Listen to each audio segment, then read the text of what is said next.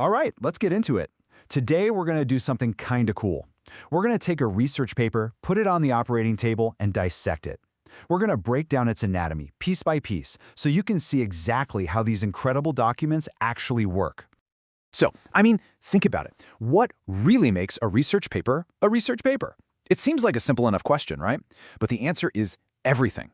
It's the key to understanding how we build, test, and trust new knowledge in literally every field you can imagine. At its most basic level, sure, it's a formal document. It presents original research. But that definition doesn't even begin to cover its real power. It's less of a dry report and way more like a detailed map of a discovery, a structured argument, and a single voice in a global conversation that's been going on for decades. So, to really get what's going on inside, we're going to treat it like a specimen. We're going to dissect its anatomy, starting from that very first spark of an idea all the way to the finished published work. So yeah, let's scrub in. First up, where in the world does this whole journey even begin? It all starts with what we're calling the spark. And here's the thing to remember. Every single research paper, it doesn't matter if it's about astrophysics or ancient history, it always starts with a really powerful question, not an answer. This central question, or maybe an educated guess, that's the engine for the entire project. The person writing it isn't just collecting random facts. Nope, they are on a mission to solve one specific puzzle, or to find out if their initial hunch was even close to being right. And that hunch, it has a formal name you've probably heard, a hypothesis.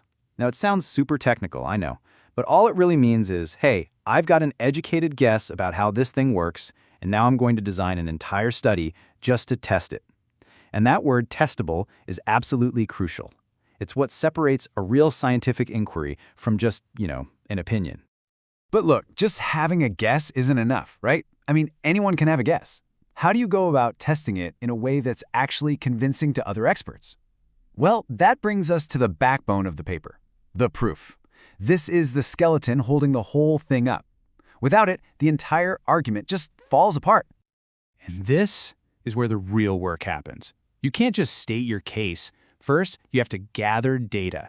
Then, you have to use established, respected methods so that anybody else can check your work and see how you did it. And finally, you use that data as evidence, like laying bricks one by one to build a solid logical argument. That transparency, that's the bedrock of all good research. Okay, so you've asked a great question and you've built a solid case with good evidence. But so what? What's the point of it all? That gets us to the very heart of the paper, the contribution. See, a really great research paper doesn't just dump a pile of data on you and walk away. The real magic is in the analysis. This is where the author steps back, looks at all the findings with a super critical eye, and starts connecting the dots to tell a story about what it all means. And that right there, that is the ultimate goal.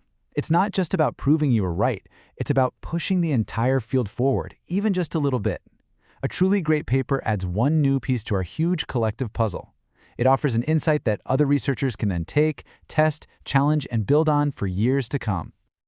And finally, once the paper is written, it faces one last, super important test before it can be shared with the world.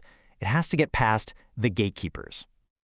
This process is called peer review. And basically, before a paper can get published, it's sent out to other anonymous experts in the very same field. And their job is to scrutinize everything, the methods, the data, the conclusions, to make sure it's all legit. It's a tough process, but it's designed that way for a reason. And only after a paper survives this intense inspection can it actually get published in a credible place like a peer-reviewed journal. This whole system is the absolute foundation of academic trust. It's why we can rely on past research, because we have a process to make sure it's solid. All right, let's reassemble our specimen. Let's take one last look at the whole structure now that we know how all the different pieces lock together. And here it is, our little cheat sheet. You can see the whole flow, right? It all starts with the hypothesis, the big question. Then you use the methods, the tools, and the evidence. That leads to the analysis, where you figure out what it all means. All of that is to make a new contribution to the field. And finally, the whole thing gets that stamp of approval from the peer review quality check. Every single part is essential. And that's the journey. It's this powerful, structured process that can take a simple moment of curiosity, a single question, and turn it into a durable, trusted piece of human knowledge that can be shared and built upon by anyone in the world. Of course, each of these parts we've touched on today is a whole world in itself, and we're going to be breaking down each one in a lot more detail in upcoming videos, so definitely stay connected to Publisher's Compass for more of this. But for now, you've got the map. The next time you come across a research paper, you'll know how to read it, not just as a list of facts, but as a story of discovery.